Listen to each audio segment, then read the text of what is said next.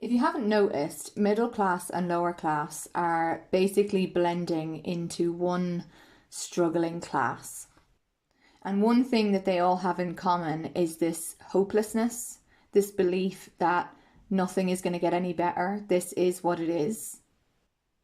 And that hopelessness is keeping you stuck.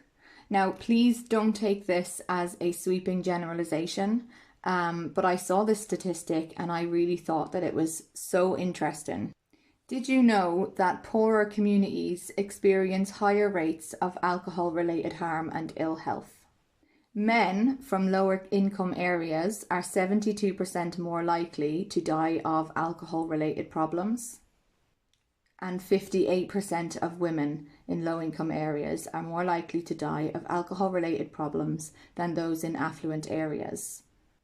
Now, the reason I found this interesting is because we beg and we beg and we beg our government to help us, to help the struggle.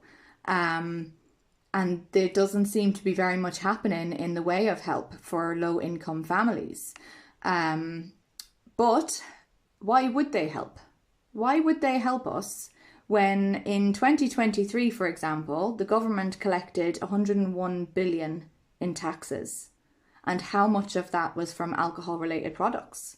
Just as an example, I think the statistic was in 2022, they collected 758 million in alcohol-related taxes. So why would they have any incentive to help lower income families when they are getting all of this tax from them? And it's not just alcohol. Again, I don't like to generalize, but I've been in that lower income family. I grew up in a lower income family and I understand the problems that come along with it.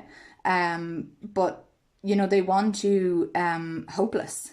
And that is why people will turn to drinking, things like that, not just drinking, but drugs and all these kinds of different things. It's because they're hopeless, because they have no other escape. They want you hopeless and they want you distracted. Because if you're hopeless and distracted, you don't have the energy or the willpower to rise up and say something. So as I said, I came from a poorer household. I came from a very low income household. And, in school, I was never told that I could do better, that I could be better. It was just accepted that my situation was what it was. In career guidance, I was never told that I could go to college. I was never told about grants that were available for college. I just assumed that I couldn't do that. That's not something I can do. My parents can't afford that. I can't afford that. And so it just wasn't something that I could do, okay? But this is where we need to be sticking up for each other. We need to be telling each other that we can do better, we can be better. It shouldn't have taken me 10 plus years to understand that I can be better. And that I can take myself out of that low income situation that I just found myself in. You could ask yourself, like, what causes somebody to be poor? What causes somebody to be poor? And you might have all of these kind of stereotypes in your mind. Like, is it their circumstances, their beliefs, their attitude, laziness? What causes somebody to be poor? Like, I found myself in a low income situation because that's what I came from. That's just what I came from, and nobody ever told me that I could come out of that. But we need to be, instead of like arguing with each other, the middle and the lower class are arguing, one thinks the other is lazy and the other one thinks the other is better than them. We need to be lifting each other up and telling each other that we can do better than this, and actually believing that people are inherently good. People are good. They're doing their best that they can the majority of the time, instead of assuming that everybody is lazy or stuck up or whatever it might be. Because while we are arguing amongst ourselves, we're not looking towards the people who actually should be helping us, the government, who should be helping us to figure all of this out.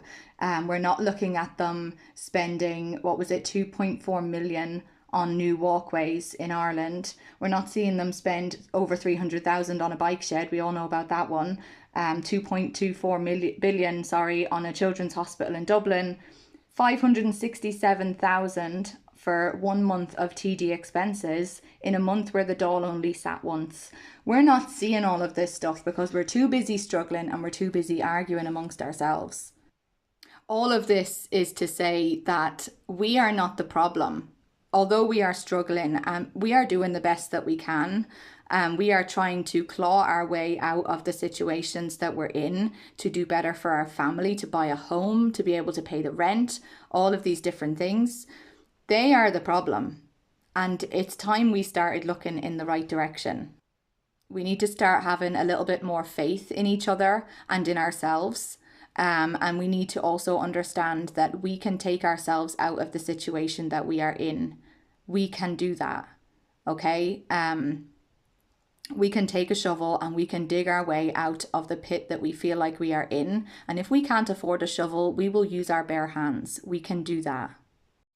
I'm going to be sharing some more on here on how to understand your finances a little bit better. Some tips that I have on things that have saved me some money. So if any of that interests you, please subscribe, comment if you have your own tips or if you have anything to say about what I've said here.